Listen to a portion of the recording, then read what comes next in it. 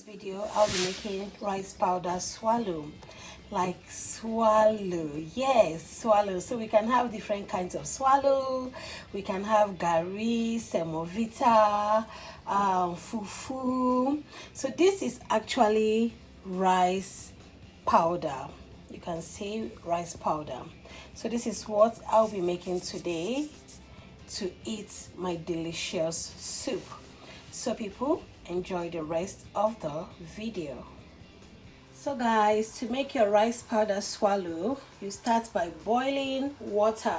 So we have water already in this my old pan. So I'll be making the rice powder swallow in this pan. The water is almost boiled at this point in time. You can see some little bubbles coming out. Next, I'll be adding just a drop of vegetable oil. Little drop is just okay. So this is very optional. If you don't want to add vegetable oil, it's okay.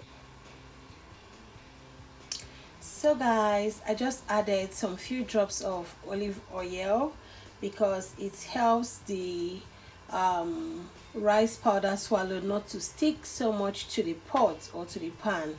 So this is the reason for adding olive oil or vegetable oil.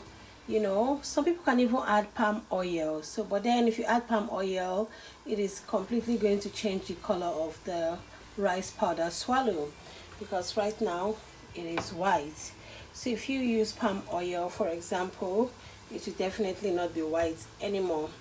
So people, the water is almost boiling.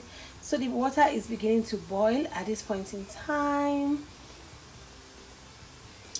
I will allow the water to boil more.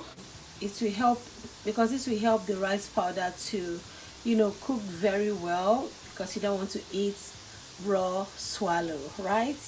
Okay people, so the water is good at this point in time. We will start adding the rice powder, these rice powders, gently. So as you add, keep stirring, so because you don't want it to have some lumps.